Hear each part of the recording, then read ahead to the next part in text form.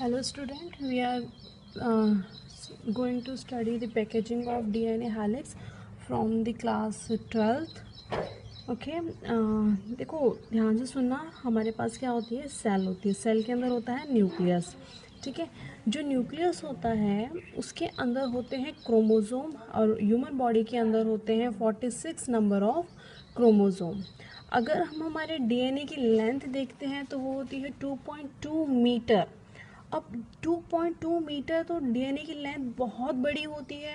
उसको हमें छोटे से क्रोमोसोम्स में, छोटी सी न्यूक्लियस का स्पेस में किस तरीके से हम उसको पैक करेंगे, तो वो ही है पढ़ेंगे हम कि किस तरीके से डीएनए को हम पैक करते हैं इन दिस टॉपिक। ओके, तो जो डीएनए होता है वो हमारा नेगेटिवली चार्ज मॉलिक्यूल है। अगर हम इस नेगेटिवली चार्ज मॉलिक्यूल को किसी पॉजिटिवली चार्ज मॉलिक्यूल के साथ हम बाइंड कराना चाहेंगे तो इजीली बाइंड हो जाएगा, क्योंकि नेगेटिव एंड पॉजिटिव जो चार्जेस होते हैं, अपोजिट चार्जेस जो होते हैं, they are attract to each other. ठीक है, तो डीएनए हमारा क्या है, नेगेटिवली चार्ज मॉलिक्यूल है। प्रोटीन जो है वो हमारा पॉजिटिव चार्ज मॉलिक्यूल है। तो यहाँ पे जो हम प्रोटीन मॉलिक्यूल यूज़ करते हैं वो कौन सा प्रोटीन मॉलिक्यूल यूज़ करते हैं, हम हिस्टोन प्रोटीन मॉलिक्यूल यूज़ करते हैं। ठीक है, और कौन कौन सा हिस्टोन मॉलिक्यूल यूज़ करते हैं यहाँ पे ध्यान देना। H1, clear, H2A, H2B, H3 and H4। ये 5 टाइप्स ऑफ हिस्टोन मॉलिक्यूल्स हम यहाँ पर यूज़ करते हैं। ठीक है, इसमें जो H1 है उसका तो 1 मॉलिक्यूल ही यूज़ होता है, और H2A का 2 मॉलिक्यूल, H2B का भी 2 मॉलिक्यूल, H3 का भी 2 मॉलिक्यूल एंड H4 का भी 2 मॉलिक्यूल। इन सब के 2-2 मॉलिक्यूल्स जो हैं यहाँ पर यूज़ होते हैं। ठीक है, डीएनए जो है हमारा डबल हेलिक्स स्ट्रक्चर जो है डीएनए, ये इस तरीके से मूव करता हुआ एक हिस्टोन प्रोटीन के ऊपर क्या करेगा, कॉइल करेगा। ठीक है, अब अगेन आगे मूव करेगा और फिर से क्या होगा, एक हिस्टोन प्रोटीन आएगा, उसमें क्या करेगा, ये इस तरीके से कॉइल हो जाएगा। फिर ये आगे मूव करेगा, फिर एक हिस्टोन प्रोटीन आएगा और उसके ऊपर ये इस तरीके से ये कॉइल हो जाएगा। ठीक है, ऐसे ही जो है इसका स्ट्रक्चर जो है ये आगे की तरफ एक्सटेंड होता रहता है। क्लियर है। अब एक चीज़ ध्यान से देखना, पहले क्या हमें हिस्टोन प्रोटीन के ये जो 4 मॉलिक्यूल्स हैं ये आपस में बाइंड होकर के एक स्ट्रक्चर बनाते हैं जिसको हम बोलते हैं क्या, ऑक्टामर। क्या बोलेंगे हम इसको, ऑक्टामर। इस ऑक्टामर का स्ट्रक्चर देखो,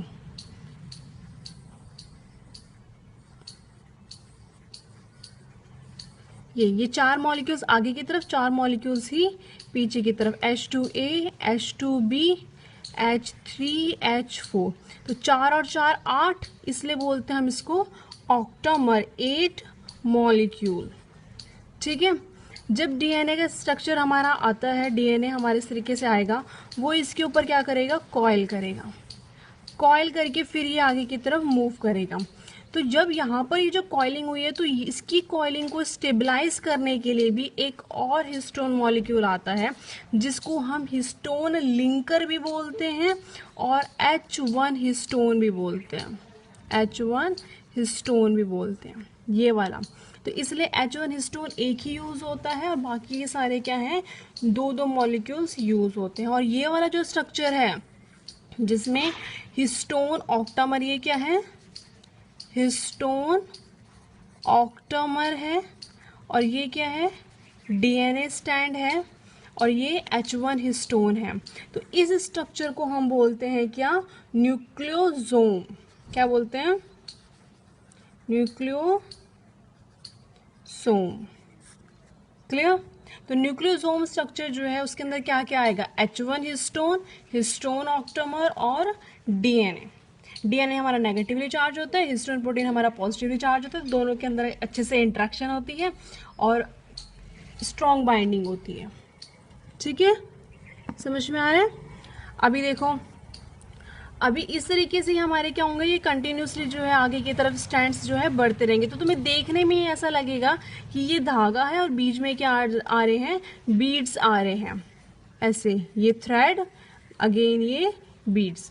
तो इस जब हम इसको इलेक्ट्रॉन माइक्रोस्कोप के अंदर देखेंगे, किसके अंदर देख रहे हैं हम, इलेक्ट्रॉन माइक्रोस्कोप के अंदर जब हम इसको देखेंगे तो हमारा ये स्ट्रक्चर किस तरीके का दिखता है, बीड्स ऑन स्ट्रिंग की तरह दिखता है। तो ये क्वेश्चन पूछ लिया जाता है कि जो हमारा स्ट्रक्चर है वो किसकी तरह दिखता है, बीड ऑन स्ट्रिंग, और ये जो स्ट्रक्चर है इसको हम बोलेंगे क्या, chromatin. Chromatin, chroma means colour, ठीक है। कलर क्यों बोला गया हुआ है, क्योंकि ये जो स्ट्रक्चर है, अब ये जो स्ट्रक्चर क्रोमेटिन स्ट्रक्चर बना हुआ है, इसको अगर हम स्टेन करना चाहेंगे तो इजीली ये क्या है, स्टेन होकर के हमें माइक्रोस्कोप में दिख जाता है। और किस तरीके से दिखता है, बीड ऑन स्ट्रिंग की तरीके से, की स्ट्रिंग है और उसके ऊपर क्या रखी हुई है, बीड्स रखी हुई हैं, ठीक है। अब ये जो क्रोमेटिन है इसके अंदर फर्दर और कॉम्पैक्टिबिलिटी आती है, ठीक है, और इसमें मॉडिफिकेशन आएगा, और इसके अंदर क्या होगा, मोर पैकेजिंग होगी, फर्दर कॉइलिंग एंड कंडेंस होगा, ठीक है। अब ये क्या होगा, इसमें और कॉइलिंग, और ये क्या हो जाएगा, मोर कंडेंस्ड हो जाएगा, तब ये एक स्ट्रक्चर बनाएगा। कौन सा स्ट्रक्चर बनाएगा, ये क्रोमोसोम, ठीक है। अब देखो, इसको और कॉइलिंग एंड और कंडेंस बनाने के लिए कुछ एक्स्ट्रा प्रोटीन्स की यहाँ पे ज़रूरत होती है, जिसको हम बोलते हैं नॉन हिस्टोन क्रोमेटिन प्रोटीन, ठीक है। यहाँ पे तो कौन से थे, हिस्टोन प्रोटीन थे, लेकिन यहाँ पे कौन से आ जाएंगे, नॉन हिस्टोन क्रोमेटिन प्रोटीन, ठीक है। तो नॉन हिस्टोन क्रोमेटिन प्रोटीन की प्रेजेंस से क्रोमेटिन जो होगा उसमें मोर कॉइलिंग होगा, वो मच कंडेंस होगा, और क्या बना देगा, एक स्ट्रक्चर हमारा क्रोमोसोम का स्ट्रक्चर बना देगा। पहले टाइप का जो क्रोमेटिन होता है वो होता है हेट्रोक्रोमेटिन, मीन्स सुपर कॉइलिंग जिसके अंदर होती है, मीन्स जो हमारा डीएनए है उसमें बहुत सारे हिस्टोन प्रोटीन्स और नॉन हिस्टोन क्रोमेटिन प्रोटीन्स की प्रेजेंस से उसमें इतनी ज़्यादा कॉइलिंग, इतना ज़्यादा वो क्रोमोसोम एक दूसरे में बाइंड होते हैं कि फर्दर ट्रांसक्रिप्शन नहीं हो पाता, ठीक है।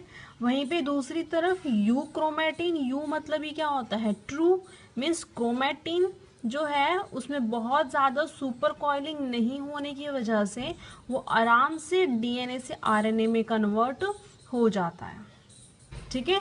तो क्रोमोसोम्स हमारे दो टाइप के, you chromatin and heterochromatin. You chromatin means true chromatin, जो डीएनए से आरएनए में जरूर बनेगा। हेट्रोक्रोमेटिन में सुपर कॉइलिंग होने की वजह से डीएनए से आरएनए नहीं बन पाता है। क्लियर है यहाँ तक? Okay, thank you, have a good day.